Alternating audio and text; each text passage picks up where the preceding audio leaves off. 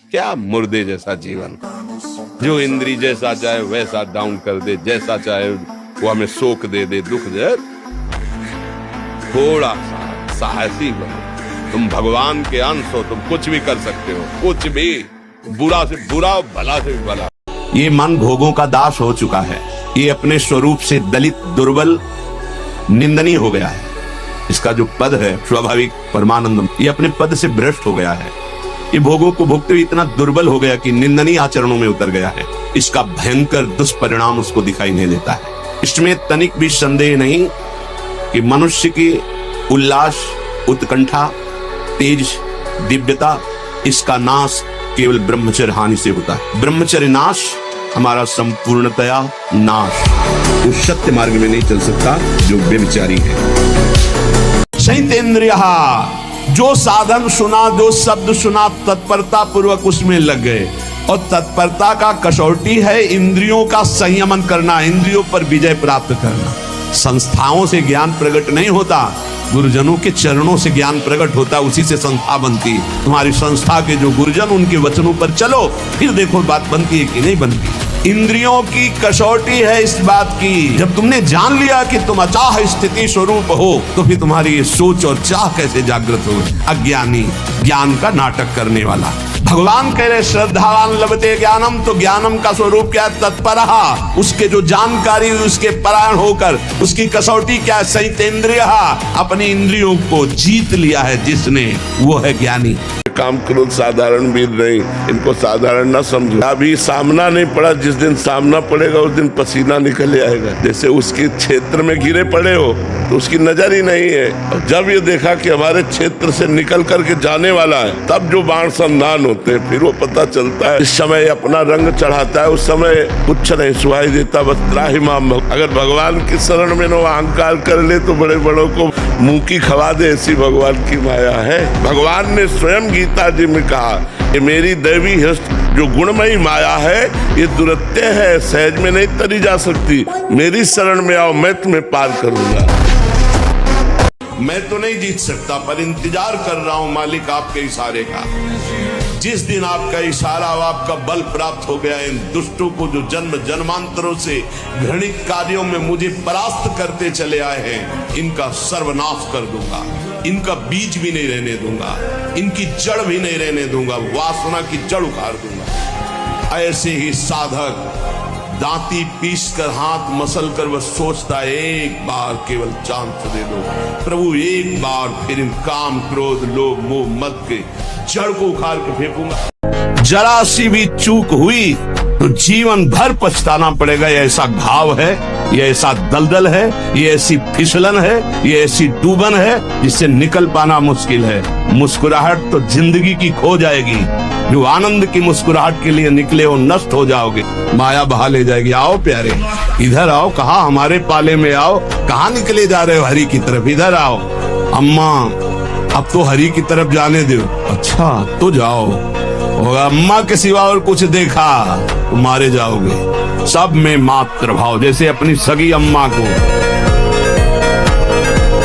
एक गंभीर स्वभाव बनाओ, एक उत्तम विचार बनाओ, एक उत्तम कार्यरत रहो। तुम्हें देखो अभी जीवन में चमत्कार आ जाएगा। बात समझो, बात पकड़ लोगे ना, तो जन्म जन्मांतर तुम्हें उठाती चली जाएगी। हो सकता है अगला जन्म ही ना हो। बात मान ले संतों की बात आशीर्वाद होती है। ब्रह्मचर्य जीवन जिसका है, उसमें कभी कोई अभाव नहीं खटकता हृदय में। इतनी संतुष्टता, इतनी शीतलता, भीषण सर्दी, गर्मी, वर्षा, कभी हमें याद नहीं कि जुकाम भी हो। ब्रह्मचर्य एक महान बल, महान तेज है जो कभी तुम्हें झुकने नहीं देगा। जो निराश हो करके रोने लगता है, ये भेड़िए की तरह है, और बालक के ऊपर ही इनका प्रहार होता है। वयोवृद्ध या ज्ञान वृद्ध के ऊपर भेड़िए का प्रहार नहीं होता। ये काम क्रोधादि उन्हीं के ऊपर ज्यादा प्रहार करते हैं जिनको रोना धोना पसंद है। किस बात के लिए? मुझे ये चाहिए, मुझे ऐसा, मुझे राह नहीं जा रहा, मुझे सा नहीं जा रहा, मेरे से भजन नहीं हो रहा, मेरा मन नहीं। तुम मन हो, तुम तन हो, तुम भोगों के अभाव से ग्रस्त हो, नहीं नहीं, भूल मत करो। तो निराश होकर रोने लगता है, उस पर ये विकार हावी हो जाते हैं। ये मन मकड़ी के जाले की तरह वासना बुनता रहता है और हमको फंसाता है। इसीलिए उपासक मन के जाल को बनने ही न दे। राधा राधा राधा राधा, वो कहेगा नहीं सुनो ऐसे से ऐसा, राधा राधा, वो आपको फंसा नहीं पाएगा। आपका ब्रह्मचर्य बहुत लंबे समय तक आबाद चलेगा। एक बार अपने स्वरूप में आ जाओ, आप भगवान के अंश हो। एक बार आ जाओ, मरना एक बार है, 100 बार नहीं। ध्यान रखना, 100 बार नहीं मरना है, एक बार मरना है, और वो निश्चित समय है, कोई बिना समय के मार नहीं सकता। अभ्यास, प्रमाद स्थिति नहीं, भोगों में मनोरंजन नहीं, अभ्यास। अभ्यास विजय दिलाएगा। यही अभ्यास भगवत स्वरूप है। जिस लक्ष्य पे हम लगे उसको हम पार करें, उस पर पहुंचे। क्या नहीं प्राप्त हो, क्या नहीं हो सकता। पहले तो आप रोइए मत, किसी भी पीड़ा में रोइए। रोना है तो प्रभु के प्यार में रोइए, बस। ये आंसू केवल प्रभु के प्यार के लिए नहीं, हर परिस्थिति को सहने के लिए तैयार रहो। भगवान के जन हो, ऐसे छोटी मोटी बात आई रो दिया बच्चों की तरह नहीं। 100 बार गिरेंगे फिर भी हम चढ़ाई करेंगे इस पर। इसका अभ्यास है हमको नष्ट करने का। तो आज से हम प्रण लेते हैं कि तू हमें कितनी बार गिराएगा। अविनाशी का बच्चा हूं, अविनाशी ही हूं। शरीर बदलते रहेंगे लेकिन हम तेरे को देख लेंगे एक दिन तुम जीत जाओगे। विचलित होना हमारे जीवन में नहीं होना चाहिए। 1000 बार नाली में गिरेंगे फिर भी हम छाती ठोक के आगे बढ़ेंगे। डर लगता है परीक्षा से, परीक्षा डर, ऐसे फेल हम कैसे हो जाएंगे? अगर हमसे चूक हुई है और हम फेल हो जाते हैं तो बर्दाश्त है, अगली बार हम फिर और पढ़ाई पढ़ेंगे, अगली बार हम और हिम्मत करेंगे। हम भगवान के अंश से हारने वाले नहीं है। ये बिल्कुल किसी भी बच्चा के मन में रहना चाहिए। फेल हो गए तो क्या होगा, क्या हो गया, यही जिंदगी है, इतनी जिंदगी है। आप विचार करो, बलवान बनो। तुम दूसरों के आगे घुटने टेकने की जगह दूसरों को घुटने टेकवाओ। इतने भजन करो, इतना तप करो, इतने नियम में रहो कि दूसरा तुम्हारे सामने झुके। अन्न लंगोटा बचा के इंद्री, ब्रह्मचर्य और स्वाभाविक दंड बैठक और व्यायाम के द्वारा जो ताकत बढ़ती जाती है वो स्थायी होती है। ब्रह्मचर्य ही महान बल और महान तप है। ब्रह्मचर्य ऐसे थोड़ी रह जाता है कि ऐसे खाओ पियो ब्रह्मचारी रह जाओ, नहीं। हमारी बात मानो, 4 बजे उठ करके शौच स्नान करके यदि 20 मिनट व्यायाम करोगे रोज तो आप देखोगे वरदान की तरह काम करेगा।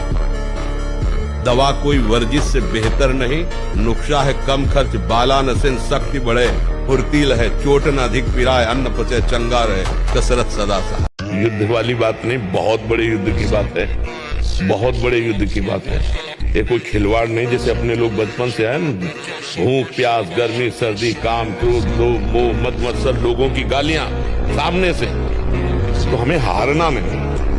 हम अपने उदाहरण से कहते हैं, अगर हम आज जरा सा अपने को स्वीकार कर ले कि मैं किडनी फेलियर आदमी हूं तो उठने लायक नहीं, उठने लायक नहीं। हार नहीं माने, आज भी हार नहीं मानी। हम अपने समय से देखते हैं, हमें उठाओ, हमें स्नान करवाओ, हमें चलो ले चलो, हमारी दिनचर्या चलेगी। असफलता हमें विजय की तरफ बढ़ाती है। हमको निराश नहीं होना चाहिए, हमें देखना चाहिए कि मैं किस कारण से असफल हो गया और पुनः प्रयास करना चाहिए। अभी डिप्रेशन ठीक हो जाएगा, हम आपसे कह रहे। ब्रह्मचर्य पर दृष्टि डालो, ब्रह्मचर्य का सुधार करो, बुरे आचरण जो करते हो उनको छोड़ दो और नाम जप करो। अभी आनंदित ना हो जाना तो बताना, अरे आनंद, अरे ऐसा आनंद, प्रसन्न आत्मा जिससे ब्रह्मचर्य पुष्ट हो। अभी कुछ दिन वो आचरण करो, अभी देखो ठीक होने लगे। बड़े बड़े वीरों को परास्त करने वाला, बड़े बड़े देशों पर विजय प्राप्त कर लेने वाला, वो विजयी नहीं कहा जाता।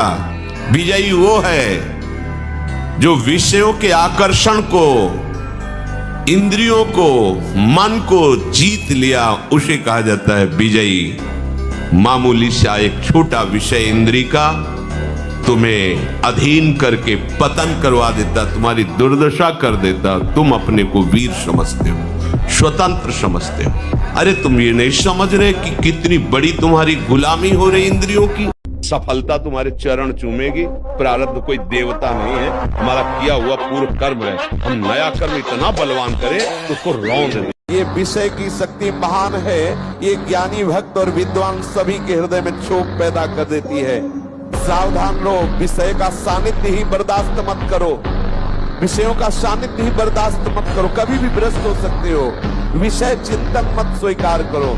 जो इंद्रियारामी है, विषयी है, ऐसों का संग त्याग कर दो, अनासक्त रहो। मैं सिद्धांत की बात कहता हूँ, तुम विषय से कभी हारना नहीं, हर वक्त विषय पर विजय पाने के लिए उत्साहित रहो। गिर भी जाओ तो भी खड़े होकर के वीर बनो, उसे जीतो।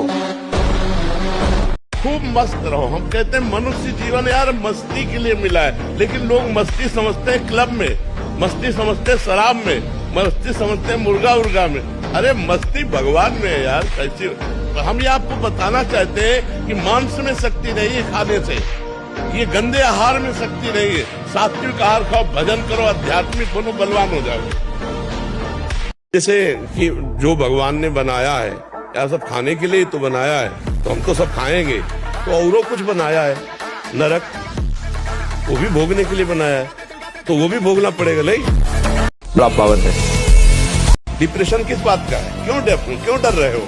तुम्हारा पाप तुम्हें डरा रहा है। तुम बिल्कुल खुला बच्चा मानो ना, ये तुम्हारे आचरणों का फल तुम्हें प्राप्त हो रहा है और कोई नहीं है। कोई डिप्रेशन, किस बात का डिप्रेशन है? जिस मन को हमें सच्चिदानंद चिंतन में लगाना चाहिए, उस मन को हमने गलत चिंतन में लगाया।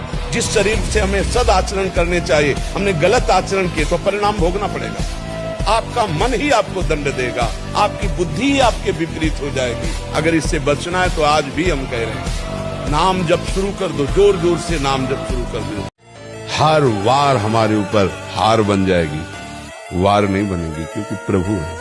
कितने दिन शरीर रहेगा, कितने दिन भोग रहेंगे। विचारवान बनो, ब्रह्मचर्यम चरंती, ब्रह्मचर्य का पालन करो। उपासक जो ब्रह्मचारी होता है, उसका खिला हुआ चेहरा रहता है, जैसे कमल खिला हुआ, बिना किसी कारण के उसकी मुख मुद्रा में प्रसन्नता होती है। इतना दृढ़ निश्चय करना है कि मैं मृत्यु को स्वीकार कर सकता हूं, पर गलत आचरण स्वीकार नहीं कर सकता। मृत्यु आवे मुझे मार जाए वो स्वीकार है, लेकिन मैं गलत आचरण नहीं कर सकता, धर्म विरुद्ध नहीं चल सकता। दिन में कई बार करूंगा, जानते हो, एक मन 40 किलो अन्न, पूरा भोज्य पदार्थ पेय सहित, तब वो एक संतान उत्पन्न करने के योग्य वीर बनता है। 40 किलो खान पान पेय सब मिला करके वो जब हमारे शरीर से पचता है, तब एक बार संतान उत्पन्न करने के योग्य वीर बनता है। आप उसे हस्तमैथुन के द्वारा दिन में कई बार निकाले तो मरोगे नहीं, और क्या होगा। पूरा शरीर कंपन जैसे रोग शिकार। अभी शरीर कंपन, दिमाग डिप्रेशन, कमर में दर्द, टांगों में दर्द, कुछ अच्छा न लगना, भोजन न करना, किसी काम में रुचि न होना, ये सब लक्षण शुरू हो जाएंगे। हमको लोग क्या समझते हैं, इसके लिए हम जीते हैं क्या? हमारी क्या समझ, ये बात समझ के जीना चाहिए। अब तुम क्या समझते हो, तुम्हारी समझ है। हम तुम्हारी समझ से थोड़ी जीते हैं, हम अपनी समझ से जीते हैं। हमारी बात समझ रहे हो? हाँ, किसी की समझ के गुलाम नहीं है हम अपनी समझ से, शास्त्र सम्मत समझ से हम आनंद को भोगते हैं। ये जीवन मस्ती के लिए मिला, किसी समझ के लिए नहीं। समझे?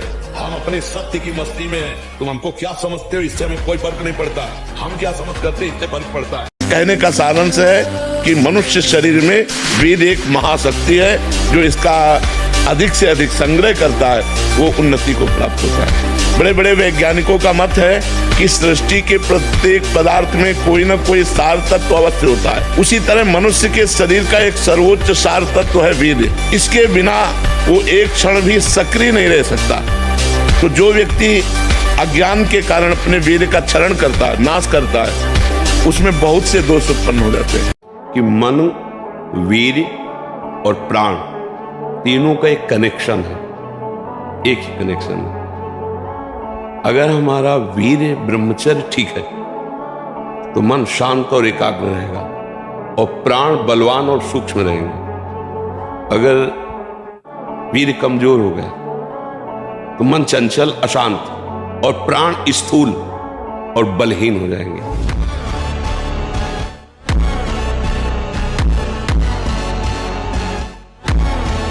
इन मांस खानों वालों के परिवारों का बहुत बुरी तरह नाश होगा, और जब ये मरेंगे तब नरक जाएंगे, और फिर जब जन्मेंगे तब ये फिर वही बकरा बकरी बनेंगे, काटे जाएंगे। होश में रहो। समय आने दो, कर्म अवश्य में भोक्तव्यम, तुम्हें भुगाएगा, रो नहीं पाओगे।